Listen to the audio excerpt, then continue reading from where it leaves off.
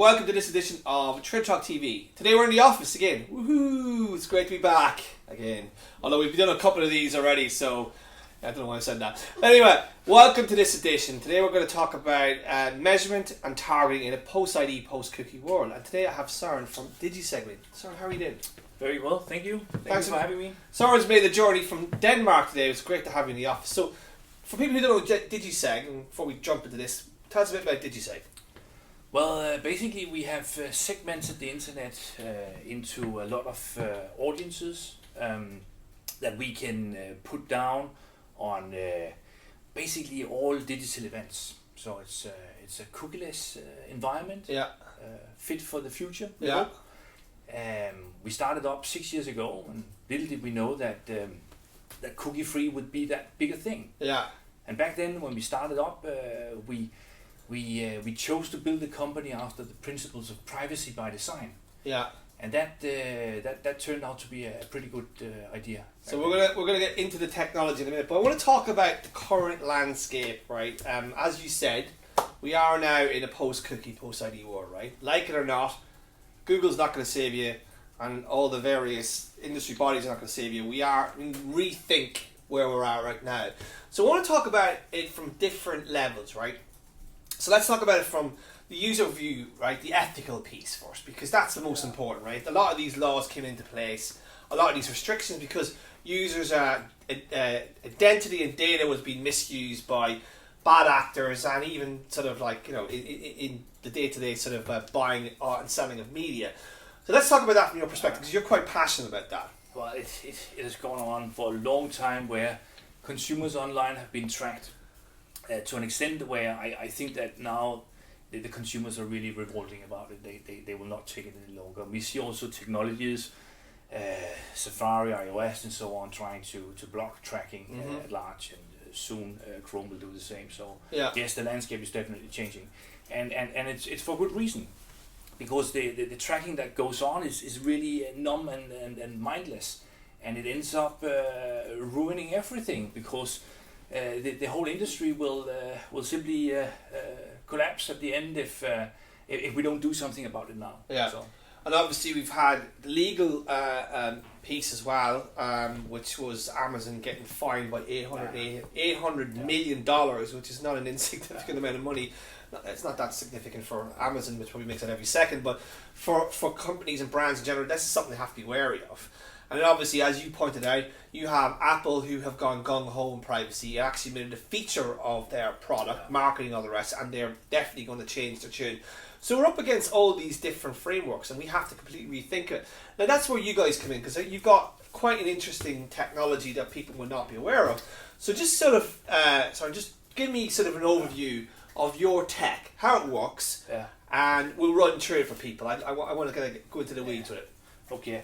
So basically, what we do is that we take IP addresses. No. I know for many that is a dangerous word, especially under GDPR. Yeah. I'm going to tell you how we do it, and we actually take and we produce all IP addresses for the most of the world now. Right. And we geoposition them, and we add these geopositions to data from national statistics offices. That is neighborhood characteristics, telling us about the average neighborhood household income, number of kids, and so on. Yeah. So basically, it's an IP, or a lot of IPs basically, millions and millions of them, that we put onto a map.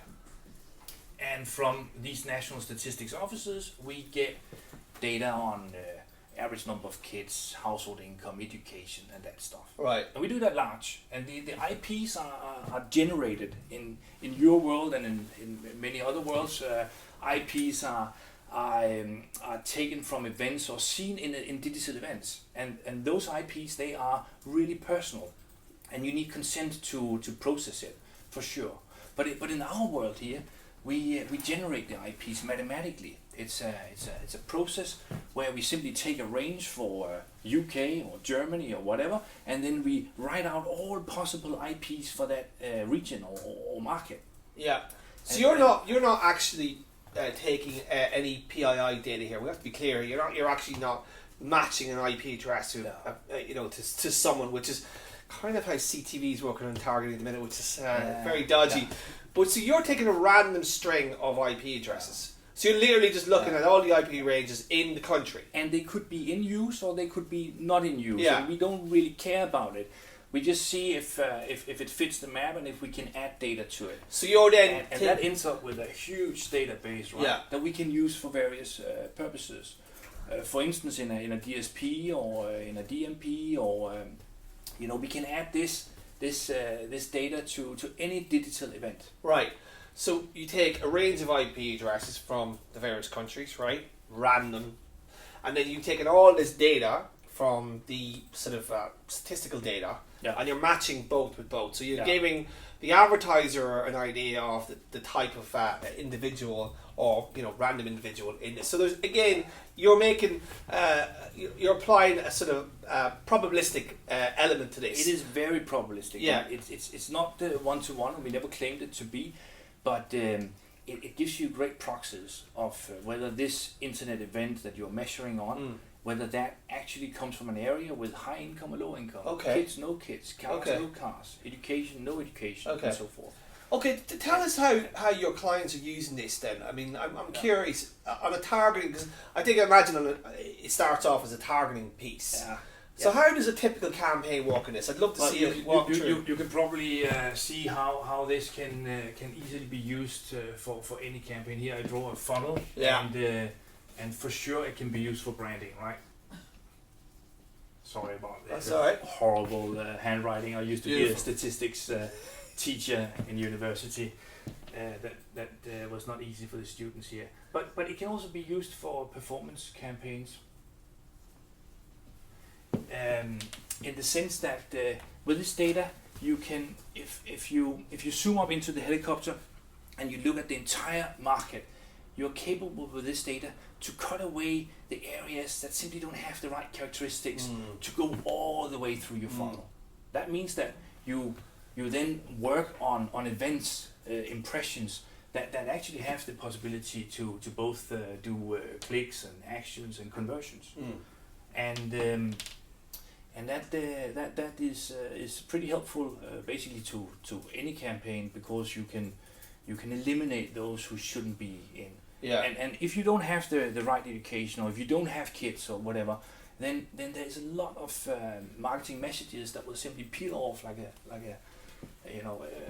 water droplets, right? And those are completely wasted. So it is a waste reduction method here. Right, okay. And when you look at it from the helicopter perspective again, you have like data on the entire market. But when we buy data here, we don't just buy it for London area and then behaviorally extrapolate it to the rest of the country. No, of course we buy it so that it covers border to border, coast to coast. And that means that this data here contains all IP addresses. And yes, sometimes it's difficult to get the right geo positioning in. So whenever we're in doubt, we cut away the link. Yeah. But that actually ends up with covering 60 to 80% of all impressions in a bidder, DSP, or in an SSP or whatever. And that's 60 to 80%. And that's the next question I was going to ask. Then, you can run this as sort of as a sort of IO based thing, but also you can integrate into buying execution layers like DSPs as well. Yeah. Of course, you can just go into the data marketplace and then adopt it, right? And you can either suppress it or select it. But you are basically buying full reach audience data. And of course, then this again must be stressed. There's no ID. There's no cookie. So you can actually use this now, and in the current environment, which means that you're privacy first, and you're applying, statistical analysis and algorithms in a privacy first way.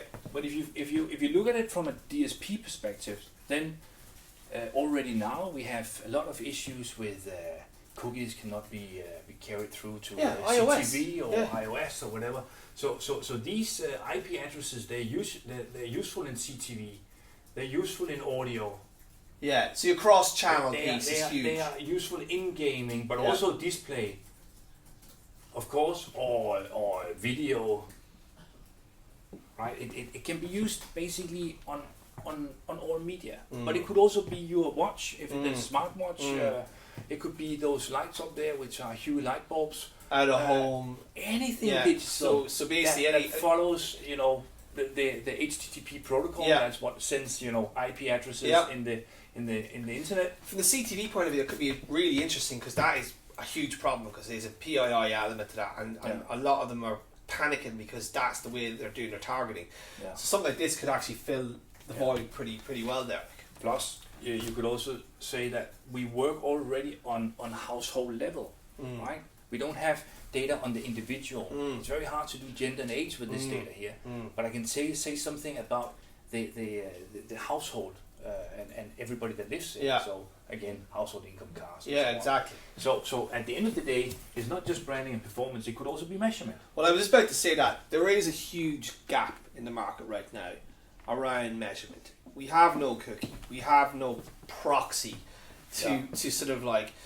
It was always a kind of a makeshift solution. So this is where I was going. If this can work cross-channel, right? Yeah. And the thing that's interesting is that there's been a lot of conversation at one-to-one marketing around cookies. It's okay. It works, but then contextual can work pretty well. This technology. Yeah. But the one problem is the measurement layer, right? And having that measurement. So this here lends itself then potentially to that measurement vacuum, if you will. Yeah. We have been using it for measurement since day one. Right. And the benefits are clear, right? If we, for instance, we could compare to a panel, which is the gold standard today. And let's say that in a really good panel, maybe you have, I don't know if you can see this here, but maybe you have 1%. So this is 100% of the population. Here is 1% panel. Yeah, and you extrapolate that to kind of cover off the rest badly. That means that you probably cover 1% of your impressions, your clicks. So if we measure that further down, we can do that. So you see, for Digiseg, it's a little bit different, right? Digiseg, boom. Here, on average, we cover 70% of all impressions. That means that in a lot less time, you will see statistically significant results. That also means that we can of course do impressions. Usually, for panel data, you can also measure impressions pretty precise. Yeah, right? That's the good part about the panel here. But the clicks is a little bit harder. Clicks is sometimes possible if you have a lot of clicks, and at best it's at the end of the campaign. Yeah. And here it's also at the end of the campaign that you will have anything to say about the impressions. Conversions, that is usually never doable to measure that in a panel. Yeah. But if you suddenly have data on 70% of all events of the population and so on, then impressions are done in 2 days. All right, and clicks are done in 4 days. And conversions, well, that is then done at the end of the campaign. Yeah. So when you compare the two systems, we actually end up with more or less the same results. So it's the same profile that you get, but we can just do it faster, and we can do it with more statistic significance at the end of the day, because we have these proxies on more events. And given the fact that we need that measurement piece, we need to rethink how we're measuring in the space. On CTV, on audio, but also on display and video. Yeah, because in 2 years' time, it's going to be increasingly difficult. Impossible, I would say. Privacy is not stopping here. No. It is likely to continue and roll on, and at the end of the day, the consumer will probably demand. And it's not just the consumer. Privacy, It's not just the consumer. Apple have laid out their plans to be privacy first around their market. They have their own ad business they're rolling out. Like we're up against, we're not up against, phasing out specific. We're up against technology companies, platforms that have got their own walled gardens. So we need to think about this type of solution to kind of like be able to cover off these amazing channels. And as a marketer, you need to be thinking like, I can't use a cookie in CTV. I won't be able to use PII data there very, very soon, because that's the next shoe to fall. Yeah. There's going to be trouble around that. Yeah. Already now. Already, and then you've got all these channels which are very different, like video, display, audio, CTV, very different. Yeah. So we need a solution to be able to apply to all of that. Yeah. how do you measure all of that? How do you build an attribution model around that? Yeah. And I think this is quite an exciting technology because you can apply that to those channels. But now if you say that it's sort of driven by the advertiser and so on, it's not just the technology and what is available that is driven there. We see that people are getting conscious of what they do, right? They go to work as a digital planner. They suck on their iron straw in their bamboo cup, and so we see an increased consciousness about what it is that we are doing. Yeah. So I don't think it's too far-fetched to say that. I hope that digital planners of tomorrow will also start thinking of consumer privacy. Well, they have to. That ethical part needs to come into the equation, because if we don't do this, it will be the likes of clean rooms and huge sink tables that will take over, right? And that will just be a little patch on the wound for now, because of course consumers will be worried about this as well, and regulators. So the fines of Amazon, it's going to continue. Oh, it will be absolute nightmare. Absolute nightmare. So this is you've rolled this out into how many markets? I mean, you've gone for 6 years. You say that's right.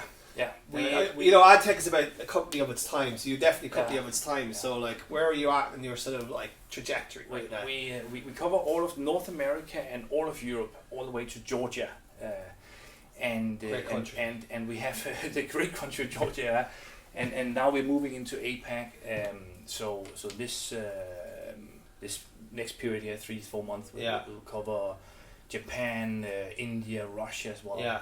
Hong Kong and Singapore was just added last week. So we cover more and more markets in a rapid pace, and that's basically because it's the same algorithm that we can deploy in all markets. Yeah, absolutely. So it will cover the world eventually. And the great thing as well, this is an enabler technology.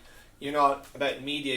You can basically help other media companies, other ad tech vendors, other players in space to actually use this to kind of like help them with a post-cookie, post-ID sort of measurement piece. Used anywhere, right? And we have an open API. If somebody wants to play with it, they can just go and tap into that and see what they can use it for. Brilliant. Yeah. All right, so that's awesome. Yeah. Thank you very much. I don't know what's in the water in Denmark at the minute, but they seem to be ahead of the curve in terms of developing these post-cookie, post-ID solutions. We just drink a lot of coffee, I think. And lots of herring and Carisbrooke, obviously.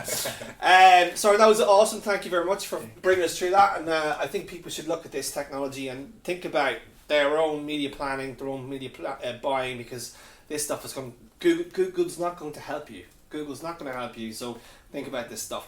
And that was 3 o'clock TV. Thanks very much for coming in. Thank you.